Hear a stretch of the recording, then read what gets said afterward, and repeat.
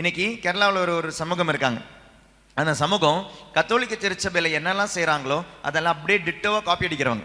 It's not a Christian community, even கிறிஸ்தவை தெரியாதவர்கள் தான். ஆனால் அவங்க அப்படியே என்னெல்லாம் கிறிஸ்டியானிட்டியில் ரெக்கார்ட் ஆயிருக்கோ அதெல்லாமே ரெக்கார்ட் பண்ணுறாங்க. நமக்கு அன்பியங்கள் இருக்குது, அவங்களுக்கு அன்பியங்கள் இருக்குது. நமக்கு பிள்ளைகளுக்கு ஞாயிறு மறைக்கல்வி இருக்குது, அவங்களுக்கு அந்த மதத்தில் ஞாயிற்றுக்கிழமை கிளாஸ் இருக்குது. நமக்கு இந்த மாதிரி வருஷத்தில் ஒரு தடவை பைபிள் கன்வென்ஷன் இருக்குது, அவங்களுக்கு வருஷத்தில் ஒரு தடவை அந்த சமூகத்துக்கு அந்த கம்யூனிட்டிக்கு கன்வென்ஷன் இருக்குது. அவங்க என்ன தெரியுமா நினைக்கிறாங்க? அன்பியங்களால் தான் நம்ம எல்லாம் ஒன்றா கரெக்டாக வந்துக்கிட்டு இருக்கிறோம்னு நினைக்கிறாங்க. அவங்க என்ன தெரியுமா நினைக்கிறாங்க? ஞாயிற்றுக்கிழமை டெய்லி இவங்க கரெக்டாக அந்த வாரத்தில் ஒரு நாள் கோயிலுக்கு வரதுனால தான் இவங்க ஒத்துமையாக இருக்கிறாங்கன்னு நினைக்கிறாங்க. ஞாயிற்றுக்கிழமை கோயிலுக்கு வரதுனால தான் நிறைய பேர் இன்றைக்கி சண்டை போட்டுக்கிட்டே இருக்கிறாங்க இல்லையா? ஒழுங்கு ஞாயிற்றுக்கிழமை கோயிலுக்கு வரலன்னா கொயரில் சண்டை இருக்காது, ஞாயிற்றுக்கிழமை கோயில் இல்லைன்னா பங்கு பேரையில் சண்டை இருக்காது, ஞாயிற்றுக்கிழமை கோயில் இல்லைன்னா மரியாதை சேனை சண்டை கிடையாது, ஞாயிற்றுக்கிழமை கோயில்னா எந்த சண்டையும் கிடையாது.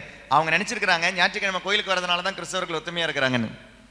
ஞாயிற்றுக்கிழமை கோயிலுக்கு வரதுனால நம்ம ஒத்துமையா இல்லைங்க, நம்மளை ஒத்துமையாக்குற இன்னொரு விஷயம் சங்கதி இருக்குது. அந்த சங்கதி அவங்களுக்கு என்னன்னு தெரியல, அதான் நற்கருணை. நற்கருணை என்னும் ஒன்று இல்லை என்றால் திருச்சபை இல்லை. Eucharist makes the church.